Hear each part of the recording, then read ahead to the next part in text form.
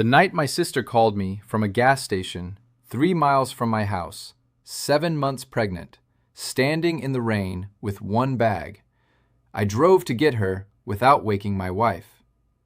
Not because I was afraid of her, because I had already learned by that point in my marriage that some decisions needed to be made before the argument about them could begin. That if I woke Paulette first, there would be a conversation. And the conversation would consume the time that my sister needed me to use for driving. I got dressed, I got in the car, I drove to the gas station. I put my sister in the passenger seat and her bag in the trunk, and I drove her to the one place I could think of that was open to her at 11 o'clock at night in the rain. My wife found out the next morning, and the morning after that, my sister was gone again. Not to the gas station, to a women's shelter 2 towns over that my sister had found herself because she was, and has always been, a person of extraordinary resilience who does not wait for the world to hand her options when she can locate them herself. She was 26 years old. She was 7 months pregnant. She was at a women's shelter because my wife had told her, in terms that I will describe in full, that she was not welcome in our home, and that her presence there was a disrespect to our marriage that Paulette would not tolerate. I want to tell you what those 4 years looked like, not the bitterness of them. I am not going to give you a story about a man nursing a wound for 4 years, cataloging grievances, constructing a revenge. That is not the true story, and the true story is the only one worth telling. What those 4 years looked like was this: a man who finally understood what he was married to, and who spent 4 years deciding what to do about it, and who spent those same 4 years making sure that his sister and her child had everything they needed to build a life that nobody could kick them out of again. The dedication ceremony was on a Saturday in April. The hospital had named the wing after my mother. My mother, who had died 3 years before the ceremony, who had never known what I was building, who had spent the last years of her life grieving the night at the gas station, with a grief that I do not have words for even now. The wing was for maternal and neonatal care, specifically for uninsured and underinsured women in the county. Women who showed up pregnant and without resources and needed someone to be there for them without conditions. Paulette did not know I had funded it. She did not know because she had not known what I was building for 4 years. She had not known because I had stopped telling her things the morning after she told my pregnant sister to leave our home. She was at the ceremony because the hospital's community board had sent invitations to prominent families in the county. She was on the community board. Her name was on the list. She walked into that ceremony not knowing whose name was on the building, not knowing that the woman standing beside me at the front of the room, the woman in the green dress holding a 4-year-old boy on her hip, a boy named after my father, was my sister, the one she had put in the rain. This is that story. What happened to my family didn't make headlines. It never does. But that doesn't mean it shouldn't be heard. Subscribe. We tell the stories that don't. My name is DeShawn. I grew up in Columbus, Ohio. My mother raised my sister Kezia and me largely on her own after our father passed when I was 11 and Kezia was 8. My mother worked as a medical billing specialist for a hospital network for 22 years. She was precise and she was steady, and she loved us with the full, uncomplicated love of a woman who had decided that her children would not feel the weight of everything she was carrying. Kezia and I were close in the way that siblings become close when the household is just 3 people, and the 3 people understand, without anyone saying it, that they are the whole of each other's world. We talked every day until we were adults, and every few days after that, and there was no version of a crisis in her life or mine that the other person did not know about within hours. She was, by the time she was in her mid-20s, working as a pharmacy technician and taking prerequisite courses toward a nursing degree and living in an apartment she shared with a man named Brendan, who had, over 2 years, gradually revealed himself to be someone very different from who he had appeared at the beginning. Not a violent man, a leaving man, the kind who does not go all at once, but disappears in increments, first emotionally, then practically, then one morning literally, leaving before the baby he had agreed to was far enough along for the leaving to be official abandonment rather than just another in the series of unreliabilities. He left in the 6th month of her pregnancy. She called me. She had always called me. I told her to come to us, to my house, to me and Paulette, to the guest room that had been empty for the 2 years of our marriage and that existed, in my understanding of what a home was for exactly this kind of moment. I should tell you about Paulette before I tell you what she said. Paulette was 33 when we married. I was 35.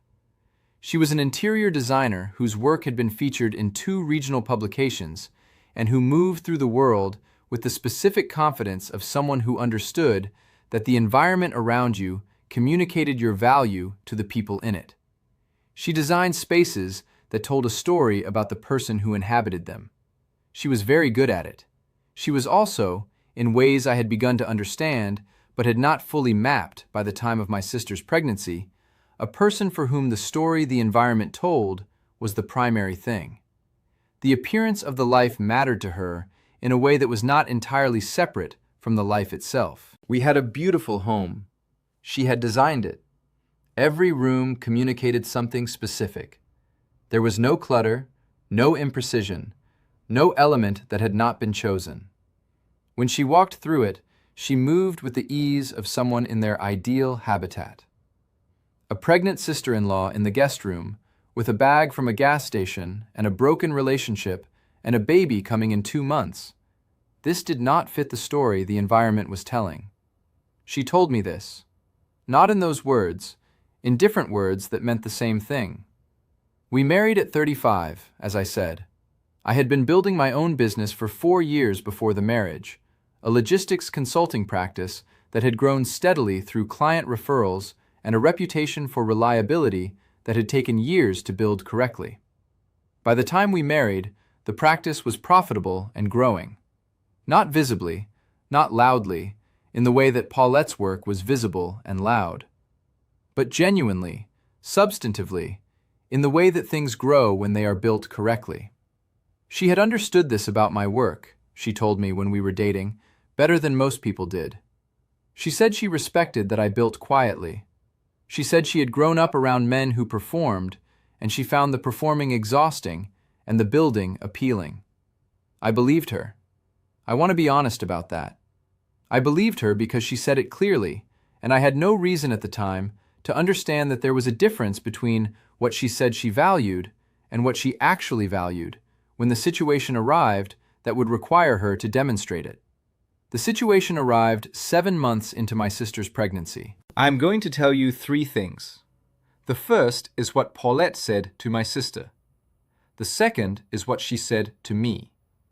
The third is the moment, 3 weeks after Kezia went to the shelter, that told me everything about the marriage I was inside and what I needed to decide about it. The first moment. The morning after I brought Kezia home from the gas station, I had put her in the guest room. I had found extra blankets. I had made her eat something from the kitchen, crackers and peanut butter, the only thing she said she could keep down. I had sat with her until she fell asleep, and then I had gone to bed. Paulette had been awake. She had said nothing until the morning. In the morning, she was in the kitchen when I came down. She was dressed already. Her coffee was made. She was standing at the counter with the specific stillness of a person who has spent several hours organizing what they are about to say. She said, "How long is she staying?" I said, "Until she gets stable. until the baby comes and she has a plan. She said, "That could be months." I said, "Probably, yes." She looked at me. She said, "DeShawn, this is not what I agreed to when we built this life together. I did not design this home. I did not build this marriage to have it become a shelter for people who made bad choices." I looked at her. She said, "She chose that man. She got pregnant by that man. He left. Those are her consequences. I am not unsympathetic, but this is our home. This is our space, and I am not going to live for the next 3 months with a pregnant woman in my guest room while my marriage becomes secondary to someone else's crisis." I said, "She is my sister." She said, "I know who she is.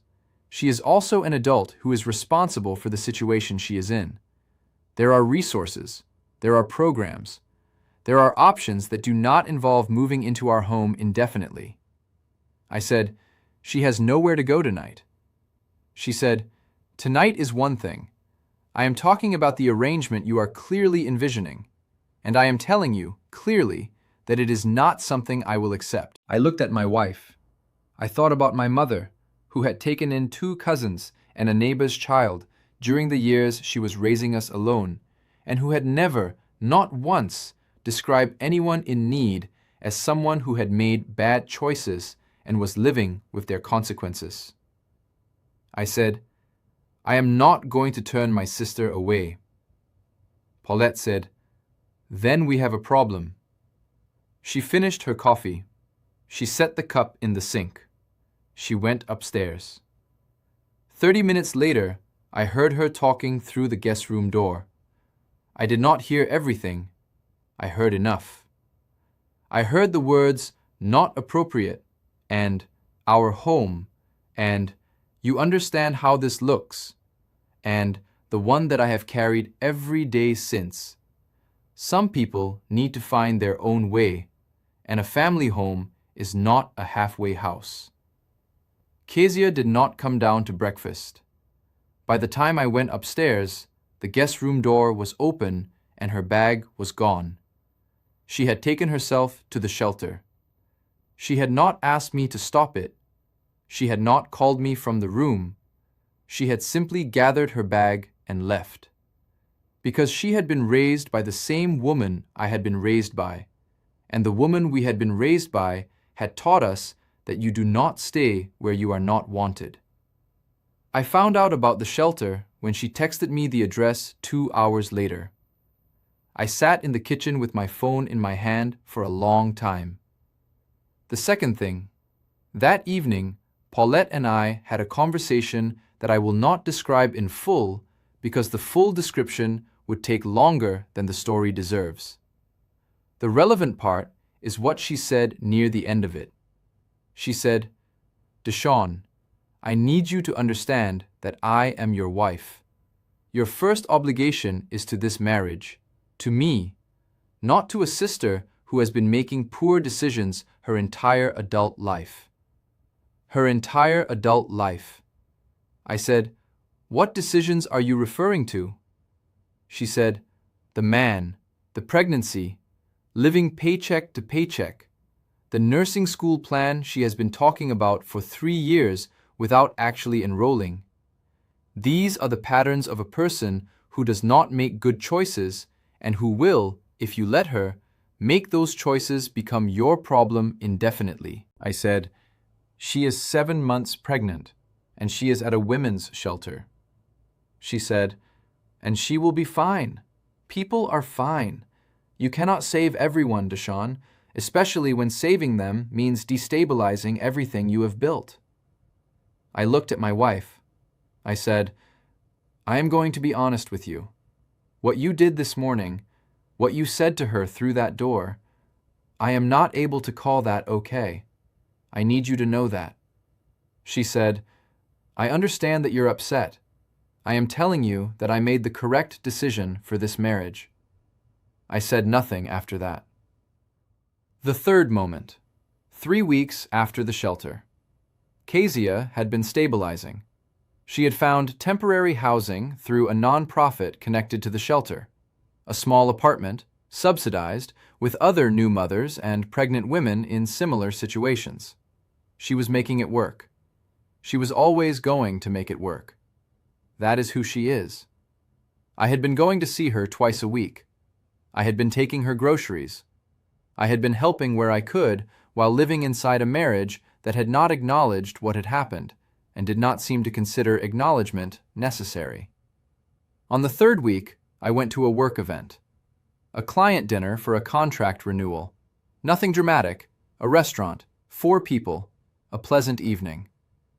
One of the clients, a woman named Susan who ran operations for a regional healthcare network, mentioned that her organization had recently received a significant philanthropic gift that they were going to use to expand their maternal care facilities. She said, "It's one of the most underfunded areas in regional healthcare. Women show up, uninsured, in labor, nowhere to go, and we do what we can, but the infrastructure is not what it should be. This gift is going to change that." I sat at that dinner table. I thought about a gas station, about rain, about a bag with everything my sister owned, about a guest room that had been designed to tell a story about a marriage and that had no room in the story for a pregnant woman in a crisis. I thought about my mother, about what she would have done if she had the resources I had been building quietly for 4 years. I knew what she would have done. I said, "Susan, tell me more about the project." She told me. I drove home from that dinner a different man than the one who had gone. Not angrier, clearer.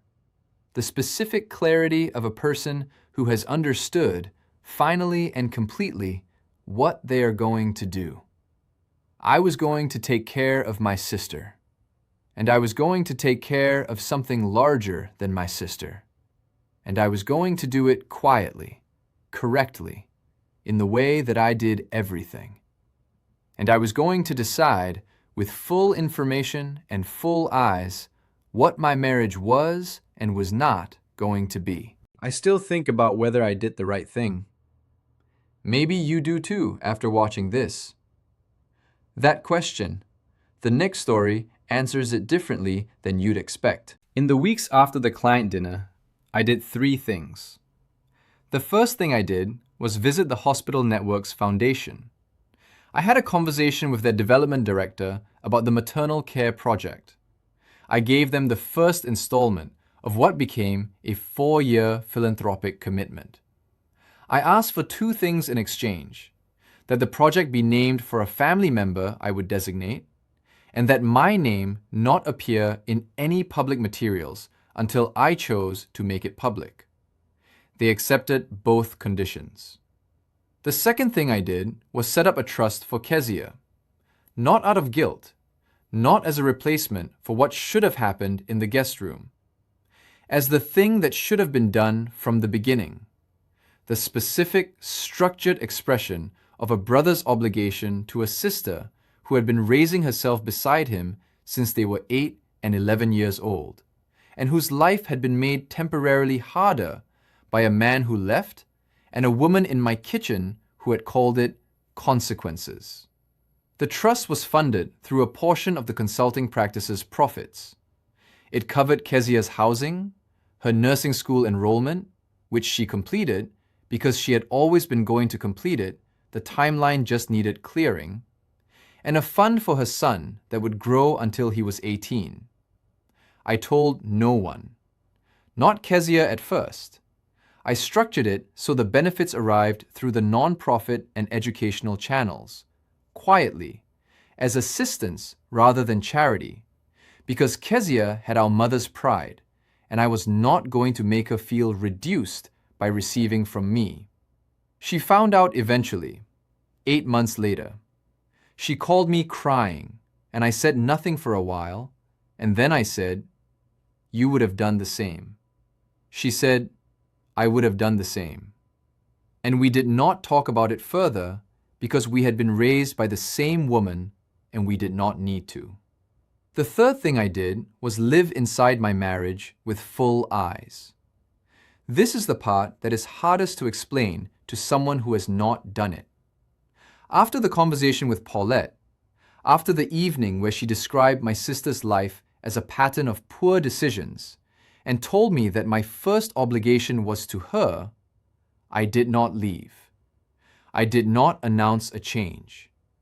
I continued being a husband in the functional sense.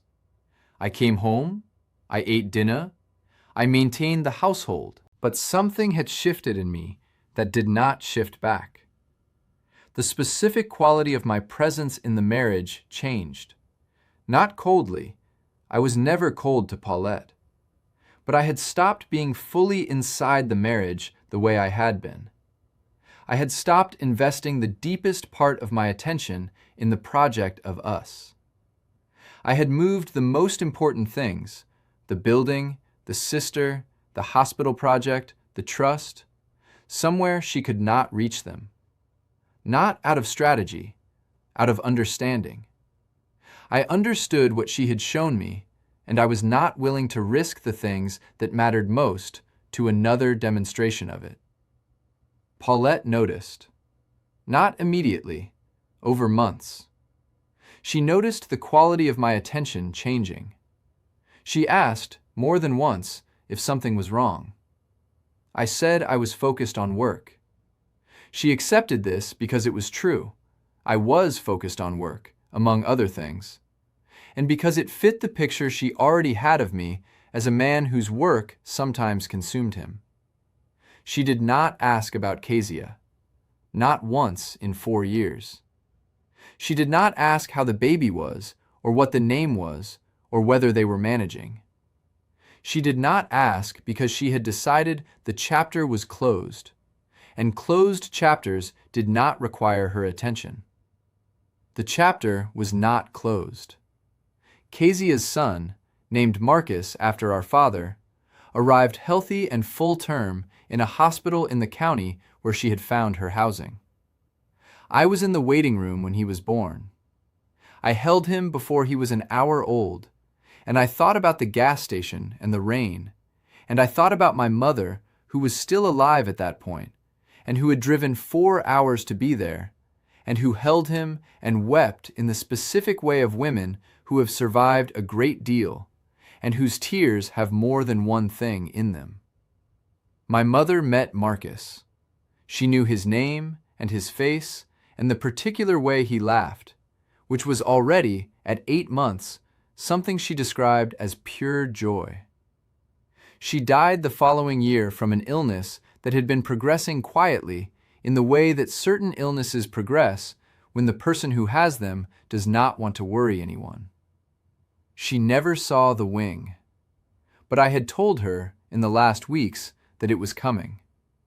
She had looked at me with the expression that mothers give children when they understand that the children have become something the mothers always believed they would become. She had said, "Your father would have been proud." I said, "I know, Mama." She said, "I am proud." That was enough. That was everything. The hospital completed the construction in year 3. The dedication ceremony was scheduled for the following spring. The invitations went to the hospital board, the community board, major donors, partner organizations, and prominent families in the county. Paulette was on the community board. She received an invitation to the dedication of the wing that her husband had funded. She did not know it was her husband. She RSVP'd yes. I arranged for Kezia to attend. I told Kezia everything, 4 weeks before the ceremony, the full story, the trust, the wing, the name, all of it. She listened without speaking. When I finished, she said, "DeShawn." She said my name, and then she could not say anything else for a moment.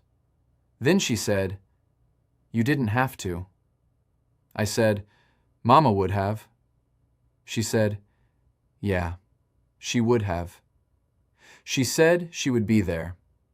She came with Marcus, who was 4 years old and wore a small suit that Kezia had bought for the occasion, and who spent the morning of the ceremony asking questions about every person he saw, with the specific, relentless curiosity of a 4-year-old boy who has been raised by a woman who believes that every question deserves an honest answer. We drove to the hospital together.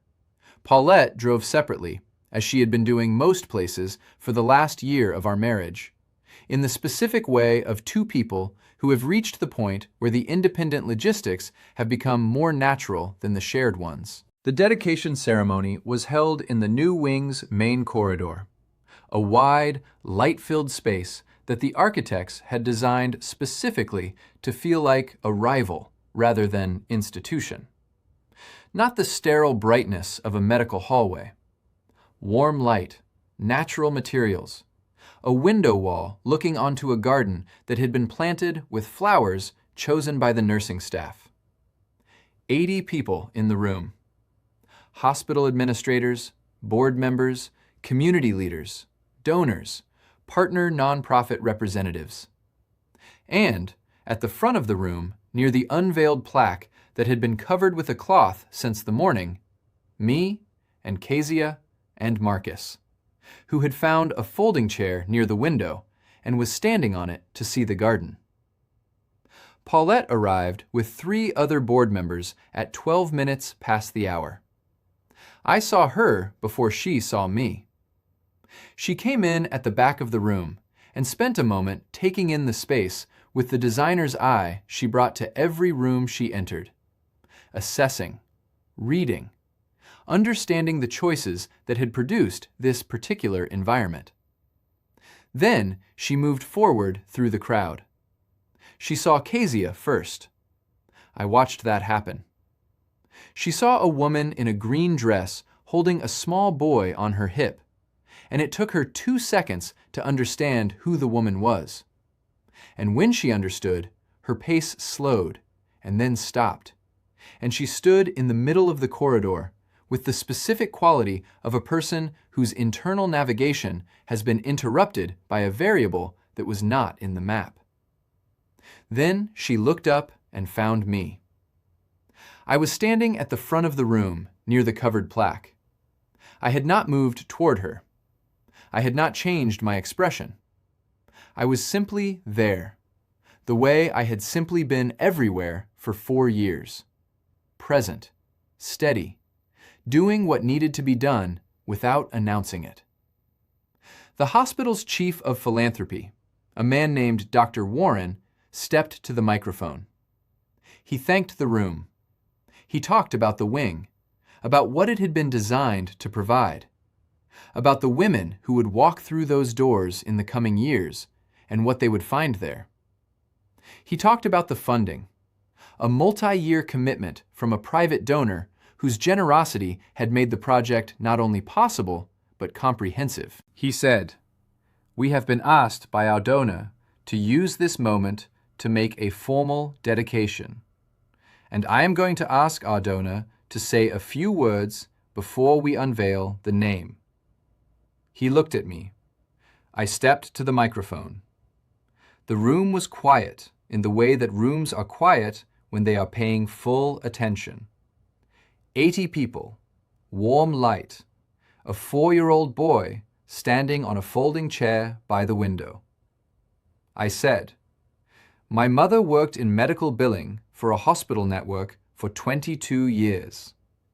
She saw, from the inside of those systems, what happened to women who arrived without insurance and without support and without anywhere else to go. She was the kind of woman who never walked past a person in that situation without doing something about it. She did not have the resources, in most of her life, to do something at scale. She did it anyway, in the ways available to her, person by person." I paused. 4 years ago, my sister arrived at a gas station 3 miles from my house, 7 months pregnant, with 1 bag, in the rain. She needed somewhere to go. The place she should have been able to go was not available to her that night. The room was still. I want the women who come through this wing to have somewhere to go. regardless of what their situation looks like, regardless of what choices led them here, regardless of whether their crisis is convenient for anyone. I want them to have what my sister needed and what I was not able to give her that night. I looked at Kezia. She was looking at me. Marcus had climbed down from the chair and was standing beside her with his hand in hers. I said, "This wing is dedicated to the memory of my mother, Carolyn Louise Webb, who taught us that a home is not a story you tell about yourself. It is what you make available to the people who need it." Dr. Warren pulled the cloth from the plaque. The room applauded. The plaque read, "The Carolyn Webb Maternal and Neonatal Care Wing, in memory of a woman who never turned anyone away." I looked at Paulette. She was standing in the middle of the corridor where she had stopped when she saw Kezia. She had not moved. She was looking at the plaque. Then she looked at me. Her face was doing something I had not seen it do in 4 years of marriage. Something that was not the composed, designed expression she brought to every room. The expression that communicated the story she wanted the environment to tell about her. Something that was underneath that expression. Something older and less managed. I walked to where she was standing. Around us, the room was moving. Applause settling into conversation. People moving toward the plaque. Hospital staff directing guests toward the reception area. Marcus had found his way to the garden window and was pressing his face against the glass.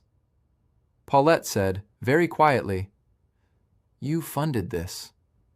I said, "Yes." She said, "The whole wing." I said, "Yes." She said, 4 years. I said, 4 years. She looked at Kezia across the room. Kezia was speaking with someone, a nurse, one of the staff who had been part of the planning committee. She had not come toward us. She had not needed to. The room had done what the room needed to do. Paulette said, "DeShawn, I need to say something to you." I said, "Okay." She said, "What I did, what I said to her that morning." She stopped. She pressed her lips together. She looked at the plaque with my mother's name on it. She said, "I have thought about it. I want you to know that. I have thought about it more than I have let you see." I said, "I know." She said, "You do?" I said, "You are not a person without conscience, Paulette. I have always known that. What you did came from a place in you that is real. The need for the life to look a certain way. The fear of what changes the story you have built. I understand where it came from. Understanding it is not the same as accepting it." She said, "What happens now?" I said, "I don't know yet. I have been deciding for 4 years. I am still deciding." She looked at me. She said, "Is there anything I can do?" I thought about that question. I thought about a gas station and a bag and a woman who had taken herself to a shelter because she had been raised not to stay where she was not wanted. I thought about Marcus pressing his face against the garden window. I thought about my mother's name on a plaque in a building that would receive women in crisis for decades and give them somewhere to go. I said, "You could start by meeting him." She looked at Marcus. He had turned from the window and was looking at us with the direct, unfiltered gaze of a 4-year-old who has not yet learned that looking at people directly is something adults manage carefully. Paulette walked across the corridor. She crouched down in front of him. She said, "Hi, what's your name?" He said, with the complete confidence of a child who has been asked this question many times and has never found it difficult. "Marcus, what's yours?" She told him. He considered it. He said, "That's a pretty name." She laughed, a real laugh, the kind I had not heard from her in a long time. Unmanaged, undesigned, the laugh of a person who has been caught off guard by something genuine. Kezia came over. She stood in front of my wife. The two of them looked at each other for a moment. The moment that 4 years and a gas station and a bag and a shelter and a trust fund and a plaque had been building toward. Not warmly, not yet, but honestly. With the specific honesty of two people who are finally in the same room with the full truth between them and have both decided, for different reasons, not to look away. Kezia said, "He likes the garden." Paulette said, "It's a good garden." Kezia said, "Yeah, it is." They stood beside Marcus and looked at the garden through the window. I stood behind them, and I let it be whatever it was going to be. What Paulette said to me when we were alone that evening, the full conversation, the one that determined the shape of what came after, that is a story for another day. I spent years thinking no one would believe this story. Turns out, the right people always find it. If you're one of them, subscribe. There are more stories exactly like mine. I want to tell you the truest thing I know about that morning at the gas station. When I drove to get my sister, I was not thinking about what would happen 4 years later. I was not thinking about hospitals or wings or plaques or ceremonies. I was thinking about a woman who was 7 months pregnant, standing in the rain with one bag, and who had called me because I was the person she called when things were at their worst. The way I called her when things were at my worst. The way we had always been for each other, since we were 8 and 11 years old, and our father died, and the household became 3 people who understood they were the whole of each other's world. I drove because she called, and I drove because it was the only thing to do.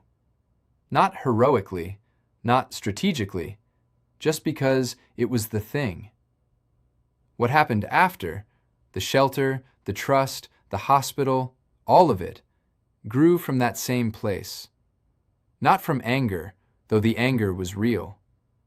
Not from a plan to demonstrate something to someone, though the demonstration came.